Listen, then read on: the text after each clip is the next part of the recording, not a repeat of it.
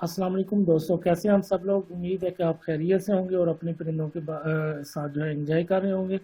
अल्लाह ताला से दुआ है कि आपको और आपके परिंदों को खुश व खरम रखे और आपकी ज़िंदगियों में बरकत अता फरमाए। तो आज का जो टॉपिक मैंने सिलेक्ट किया वो एंटीबायोटिक के हवाले से है। काफ़ी दोस्तों के जो है क्वेश्चन वगैरह आ रहे हैं, जी हम हमारे परिंदे जो हैं बीमार हो रहे हैं और कुछ जो बच्चे आ रहे हैं वो बीमार हो रहे हैं, कौन सा एंटीबायोटिक यूज़ करें और कैसे यूज़ करें, कितनी डोज में करें और कौन सा एंटीबायोटिक कौन सी बीमारी के लिए जो है सूदमंद रहेगा और किसके अच्छे रिजल्ट आएंगे और इसके क्या क्या साइड इफ़ेक्ट हो सकते हैं। तो आज इसके ऊपर बात करेंगे। तो जिन दोस्तों ने अभी तक मेरे चैनल को सब्सक्राइब नहीं किया वो सब्सक्राइब कर लें और साथ ही बेल आइकन पर क्लिक कर लें ताकि मेरी हर आने वाली इन्फॉर्मेटिव वीडियो का आपको नोटिफिकेशन मिल सके। तो चलते हैं जी, अपना टॉपिक स्टार्ट करते हैं। आज का टॉपिक जो है, जैसे मैं आपको बता चुका हूँ, कोई एंटीबायोटिक के ऊपर बना रहे हैं। तो सबसे पहले तो हमें ये पता होना चाहिए कि एंटीबायोटिक्स होती क्या हैं। एंटीबायोटिक्स ऐसी अद्वियात होती हैं जो कि जरासीमों के ख़िलाफ़ इस्तेमाल की जाती हैं, उनको मारने के लिए या उन जरासीमों की ग्रोथ को रोकने के लिए। ठीक है जी। तो जरासीम जो है वो बैक्टीरिया होते हैं। तो एंटीबायोटिक ऐसी अद्वियात होंगी जो बैक्टीरिया की या तो ग्रोथ को रोकने के लिए होगी, यानी कि वो मज़ीद जो है वहाँ पे परवरिश नहीं पा सकेंगे, या उनको मुकम्मल तौर पर मार देंगी। तो ये अद्वियात जो है बैक्टीरिया के ख़िलाफ़ इस्तेमाल करते हैं। जो भी इस्तेमाल करते हैं जो बैक्टीरिया की ग्रोथ को रोकेगी या उनको मारेगी, इनको एंटीबायोटिक्स कहेंगे। तो बैक्टीरिया जो है वो जरासीम होते हैं, ये दो तरह के होते हैं। एक जो है वो अच्छे होते हैं और एक बुरे वाले होते हैं, यानी कि एक फ़ायदा देने वाले और एक नुकसान पहुंचाने वाले। नुकसान पहुंचाने वाले जो हैं वो हमारे जानदारों के लिए, इंसानों के लिए, सब के लिए ख़तरनाक होते हैं। उनके जिस्म के ऊपर, बॉडी के ऊपर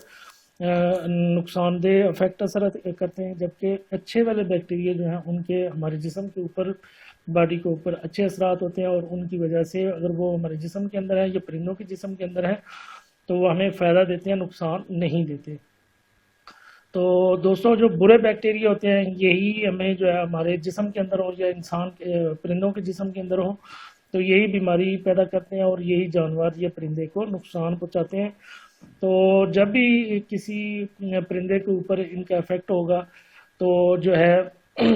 वो परिंदा जो है बीमारी में मुबतला हो जाएगा। ये जिस्म के अंदर मुख्तलिफ तरीक़ों से दाखिल हो सकते हैं,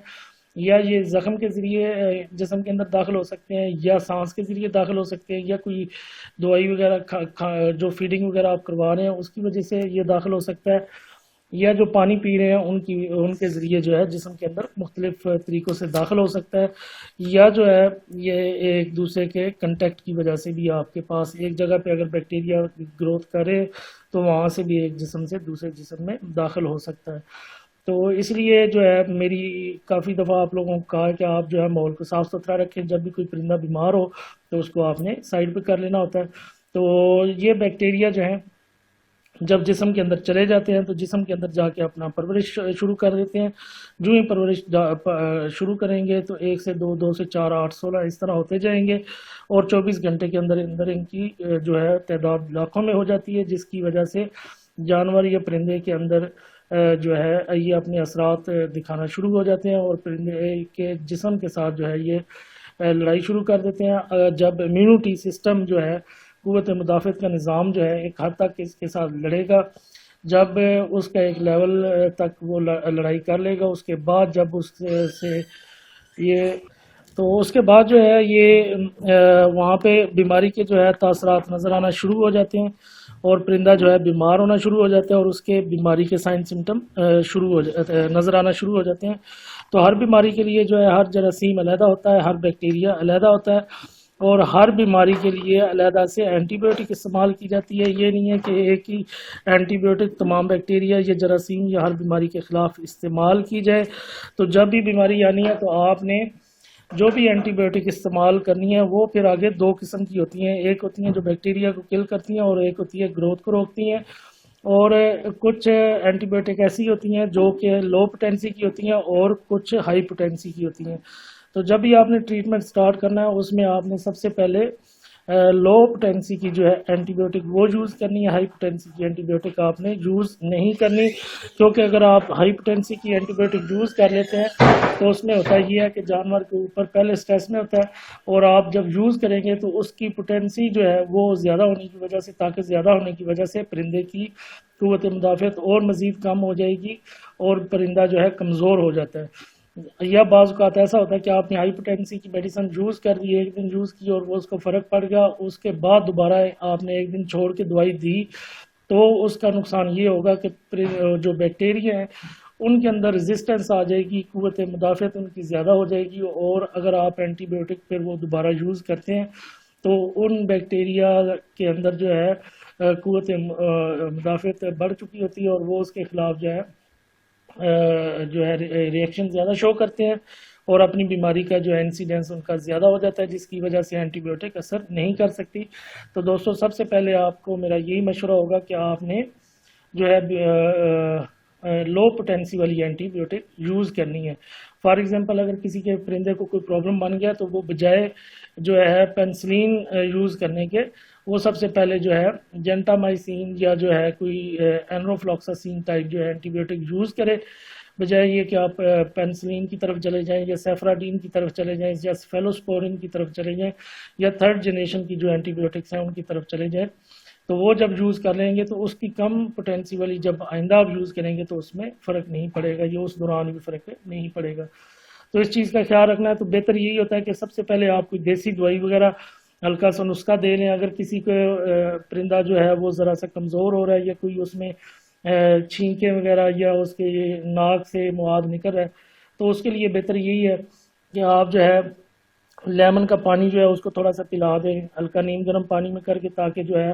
اس کے اندر تھوڑی سی قوت مدافعت بڑھ جائے، یا ادرک کا قہوہ یا سونف کا قہوہ آپ جو ہے یا سفیدے کا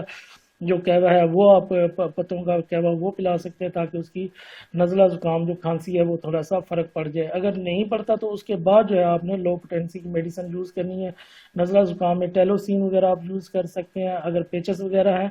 تو اس میں آپ جینٹامائسین اور اینروفلوکساسین کا کمبینیشن یوز کریں گے تو اس کو بہترین رزلٹ آپ کو ملے گا۔ اس کے علاوہ جو ہے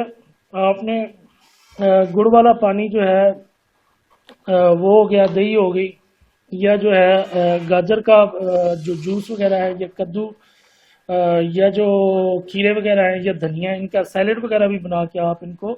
کھلائیں، تاکہ جو ہے جب اینٹی بایوٹک وغیرہ ہم یوز کرواتے ہیں تو معدے کے اندر جو ہے گرمی پیدا ہو جاتی ہے اور بعض کا پرندہ جو ہے کمزور ہونا شروع ہو جاتا ہے، کیونکہ جو اینٹی بایوٹک ہم یوز کر رہے ہوتے ہیں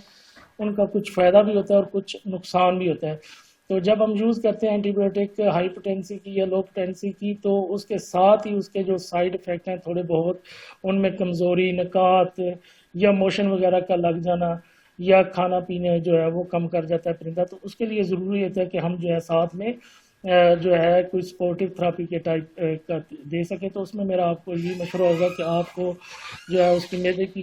جو ہے گرمی وغیرہ دور کرنے کے لیے یا اینٹی بایوٹک کے غیر جو فائدہ مند اثرات ہیں ان کو دور کرنے کے لیے آپ ان چیزوں کو یوز کر سکتے ہیں، یا آپ ان کو پرو بایوٹک وغیرہ یوز کروائیں تاکہ آپ کے پرندوں کو فائدہ ہو سکے۔ تو دوستو مزید جو ہے مختلف بیماریوں کے بارے میں نئی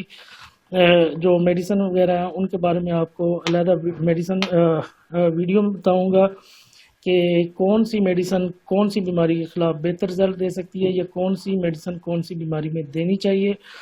تو نئے ٹاپک کے ساتھ نئی ویڈیو کے ساتھ پھر ملاقات ہوگی۔ اس بارے میں آپ کا کوئی کویسچن یا سوال ہو تو آپ کر سکتے ہیں، ویڈیو کو لائک کریں، شیئر کریں اور دوسروں کے ساتھ